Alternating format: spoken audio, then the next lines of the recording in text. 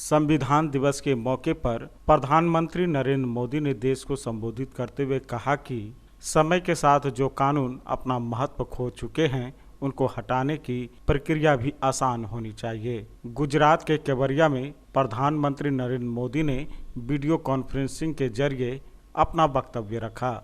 इस दौरान उन्होंने 26/11 मुंबई आतंकी हमले को याद करते हुए हमले में मारे गए जवानों को याद किया एवं उन्हें श्रद्धांजलि दी। साथ ही उन्होंने देशवासियों को संविधान दिवस की शुभकामनाएं भी दी। प्रधानमंत्री नरेंद्र मोदी ने कहा कि हमारे कानूनों की भाषा इतनी आसान होनी चाहिए कि समान से समान व्यक्ति भी उनको समझ बूझ सके। संविधान के तहत लिए गए हर फैसले, हर कानून से समान नागरिक सीधा कनेक्ट महसूस कर सके। साथ ही उन्होंने कहा कि जो कानून अपना महत्व खो चुके हैं उनको हटाने की प्रक्रिया भी आसान होनी चाहिए। इस दौरान पीएम नरेंद्र मोदी ने वन नेशन वन इलेक्शन की जरूरत पर भी बल दिया। नर्मदा के किनारे सरदार पटेल जी के सानिध्य में दो बहुत ही महत्वपूर्ण अवसरों का संगम हो रहा है। Greetings to all my fellow Indians on Constitution Day. We pay tributes to all those great women and men who were involved in the making of our Constitution. आज संविधान दिवस भी है और संविधान की रक्षा करने में अहम भूमिका निभाने वाले आप पीठासीन अधिकारियों का सम्मेलन भी है। ये वर्ष पीठासीन अधिकारियों के सम्मेलन का शताब्दी वर्ष भी है।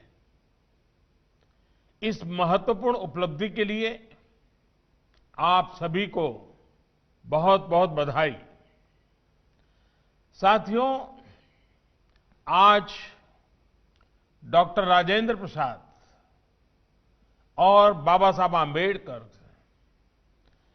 से लेकर के संविधान सभा के उन सभी व्यक्तित्वों, उनको सबको नमन करने का भी दिन है, जिनके अथक प्रयासों से हम सब देशवासियों को संविधान मिला है। आज का दिन पूज्य बापू की प्रेरणा को, सरदार वल्लभ भाई पटेल की प्रतिबद्धता को प्रणाम करने का दिन है। ऐसे ही अनेक दूरदर्शी प्रतिनिधियों ने स्वतंत्र भारत के नवनिर्माण का मार्ग तय किया था। देश उन प्रयासों को याद रखे, इसी उद्देश्य से 5 साल पहले 26 नवंबर को संविधान दिवस के रूप में मनाने का फैसला किया गया था।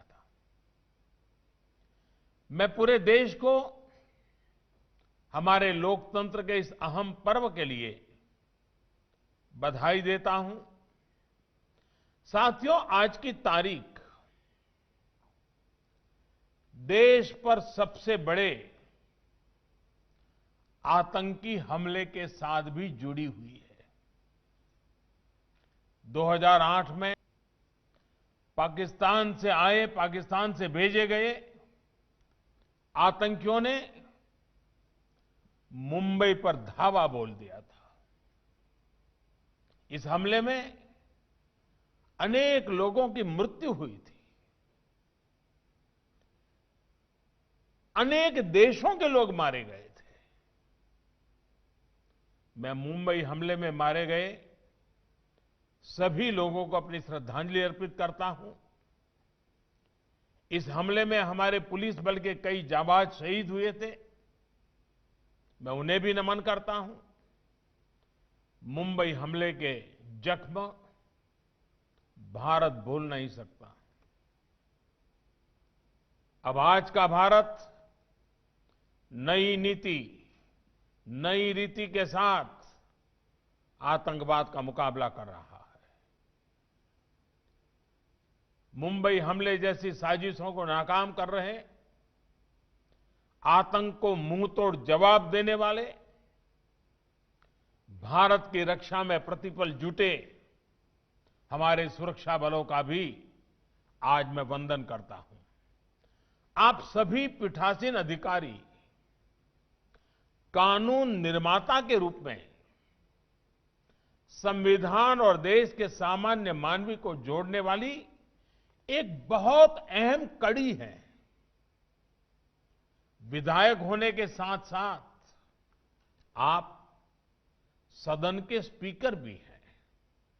ऐसे में हमारे संविधान की तीनों महत्वपूर्ण अंग विधायिका, कार्यपालिका और न्यायपालिका के बीच बेहतर सामंजस्य स्थापित करने में आप बहुत बड़ी भूमिका अदा कर सकते हैं।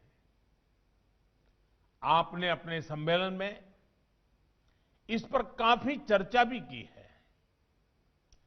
संविधान की रक्षा में न्यायपालिका की अपनी भूमिका होती है, लेकिन स्पीकर लॉ मेकिंग बॉडी का फेस होता है।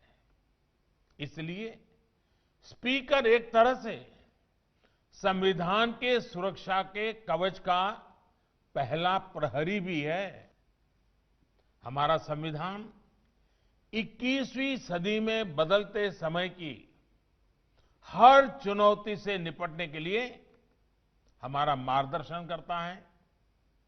नई पीढ़ी के साथ उसका जुड़ाव बढ़े, ये दायित्व हम सभी पर है। आने वाले समय में संविधान 75 वर्ष की ओर तेज गति से आगे बढ़ रहा है। उसी प्रकार से आजाद भारत की 75 वर्ष का होना वाला है। ऐसे में व्यवस्थाओं को समय के अनुकूल बनाने के लिए, बड़े कदम उठाने के लिए हमें संकल्पित भाव से काम करना होगा। राष्ट्र के रूप में लिए गए हर संकल्प को सिद्ध करने के लिए विधायिका, कार्यपालिका और न्यायपालिका उसको बेहतर तालमेल के साथ काम करते रहना है। हमारे हर निर्णय का आधार एक ही तराजू से तोलना चाहिए, एक ही मानदंड होना चाहिए, और वो मानदंड है राष्ट्रहित। राष्ट्रहित, यही हमारा तराजू होना चाहिए। साथियों, अब हमारे प्रयास ये होने चाहिए कि संविधान के प्रति सामान्य नागरिक की समझ और ज्यादा व्यापक हो।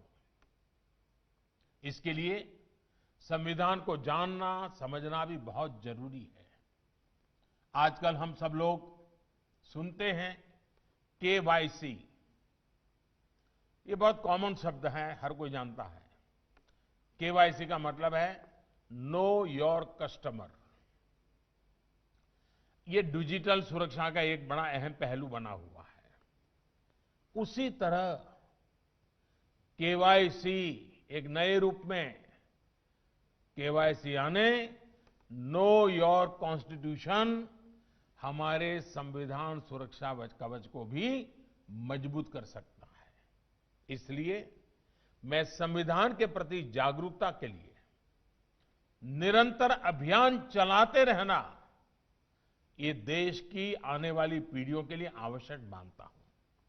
विशेषकर स्कूलों में, कॉलेजों में हमारी नई पीढ़ी को इससे बहुत करीब से परिचय करना हो चुका। I would urge you all to take initiative that make aspects of our constitution more popular among our youth, that too through innovative methods.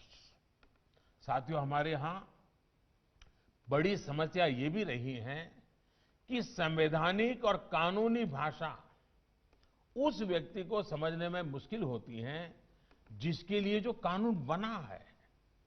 मुश्किल शब्द, लंबी लंबी लाइनें, बड़े बड़े पैराग्राफ, क्लोज सब क्लोज, यानी जाने अनजाने एक मुश्किल जाल बन जाता है।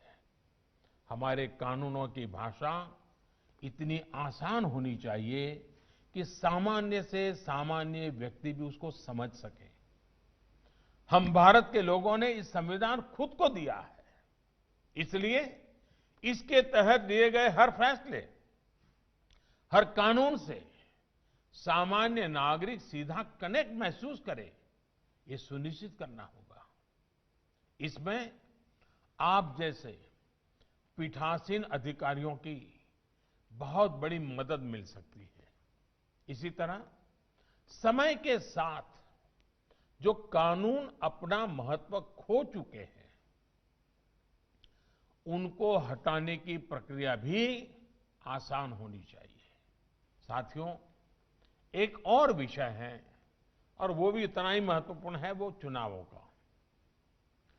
वन नेशन वन इलेक्शन सिर्फ एक चर्चा का विषय नहीं है, बल्कि ये भारत की जरूरत है। हर कुछ महीने में भारत में कहीं ना कहीं बड़े चुनाव हो रहे होते हैं। इससे विकास के कार्यों पर जो प्रभाव पड़ता है, उसे आप सब भली भांति जानते हैं। ऐसे में वन नेशन वन इलेक्शन पर गहन अध्ययन और मंथन आवश्यक है और इसमें पीठासीन अधिकारी काफी मार्गदर्शन कर सकते हैं, गाइड कर सकते हैं, लीड कर सकते हैं।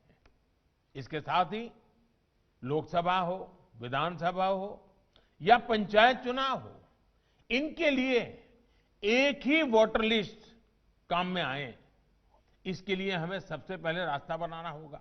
आज हर एक के लिए अलग अलग वोटर लिस्ट है, हम क्यों खर्चा कर रहे हैं, समय क्यों बर्बाद कर रहे हैं। अब हर एक के लिए 18 साल से ऊपर तय है, पहले तो उम्र में फर्क था, इसलिए थोड़ा वो रहा, अब कोई जरूरत नहीं है। साथियों, डिजिटाइजेशन को लेकर संसद में और कुछ विधानसभाओं में कुछ कोशिशें हुई हैं, लेकिन अब पूर्ण डिजिटलीकरण करने का समय आ चुका है।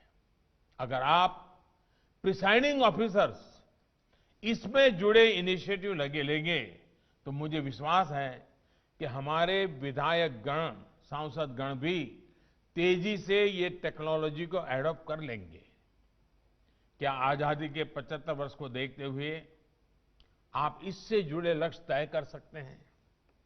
कोई टारगेट तय करके यहां से जा सकते हैं? साथियों, आज देश के सभी विधायी सदनों को डेटा शेयर करने की दिशा में आगे बढ़ना जरूरी है, ताकि देश में एक सेंट्रल डेटाबेस हो। सभी सदनों के कामकाज का एक रियल टाइम ब्यौरा आम नागरिक को भी उपलब्ध हो और देश के सभी सदनों को भी ये उपलब्ध हो। इसके लिए नेशनल ई विधान एप्लीकेशन के रूप में एक आधुनिक डिजिटल प्लेटफॉर्म पहले से ही विकसित किया जा चुका है। मेरा आप सभी से आग्रह रहेगा कि इस प्रोजेक्ट को जल्द से जल्द एडॉप्ट करें।